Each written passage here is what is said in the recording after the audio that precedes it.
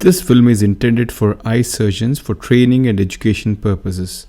Viewer discretion is strongly recommended.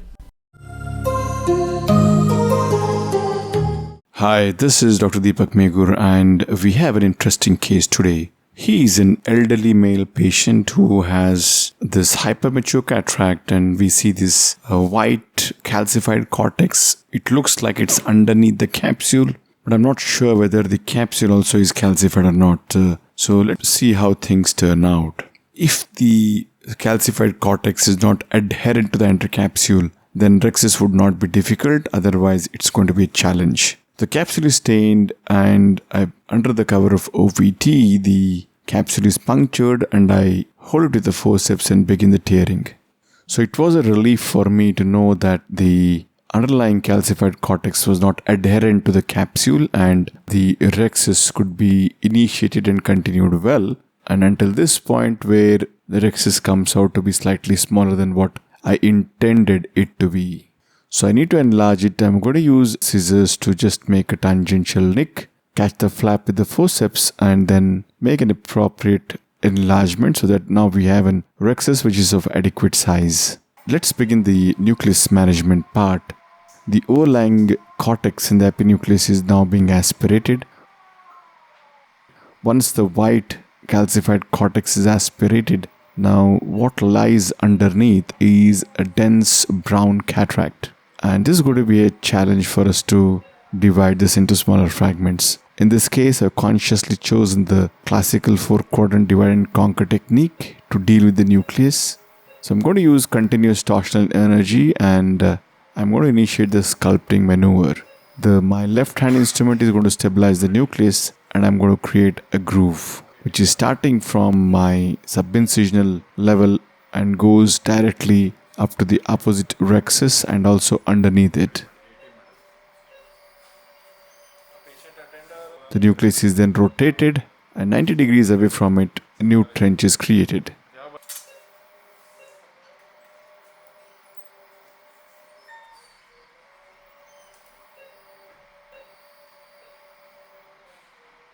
Once it reaches the depth of the original groove, the nucleus is rotated 90 degrees and the next groove is deepened.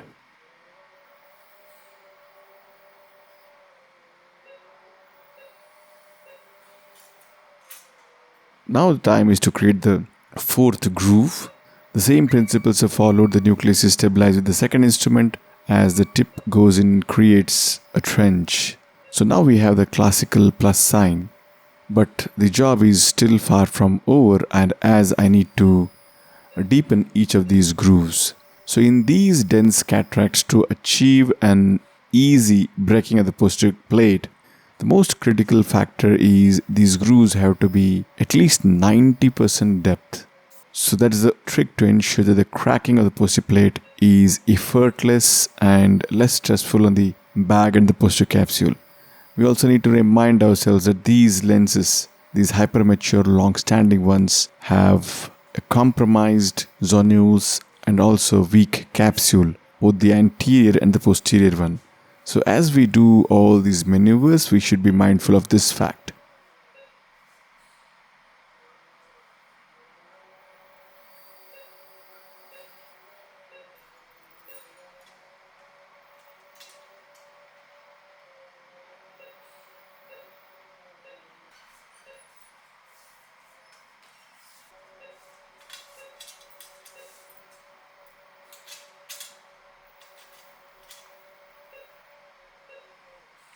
At this point, I think that I have reached 90% depth, and I'm going to use viscoelastic to fill in the bag to pressurize the chamber, and the two instruments which I'm going to use to divide these into smaller fragments is going to be two long Sinskey hooks.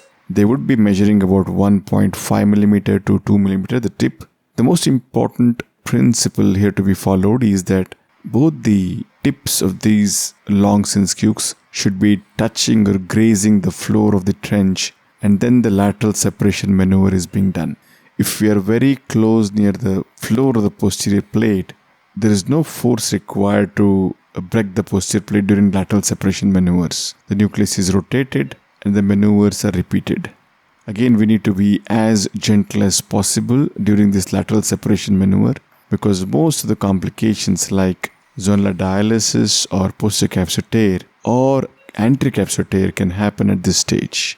Now, thankfully, all the 4 fragments are separated, and now is the time to emulsify them. Since these nuclear fragments are quite dense, when we emulsify them, the plane of emulsification is very critical. It has to be at the level of the rhexis margin or the pupillary margin.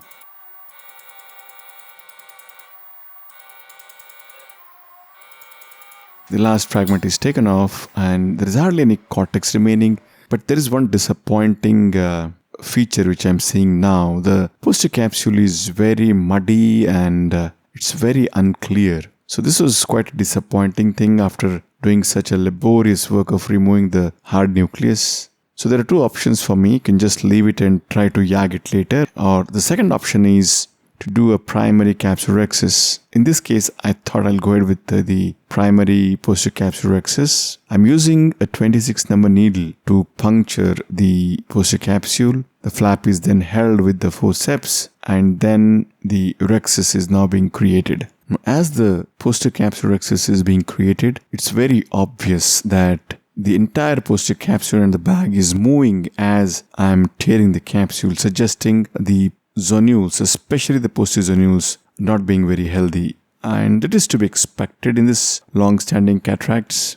So the tearing is not very controlled because the posterior zonules are not very healthy. So the rhexis now looks to be slightly eccentric, so I need to extend it again. Again, the flap is held back with the forceps and then the posterior capsulorhexis is reinitiated.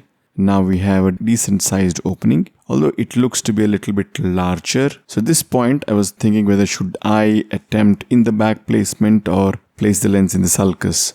Now in this case we originally had decided to place the multi-piece lens itself. So I thought the posterior capsulorhexis is slightly bigger than what I would have liked.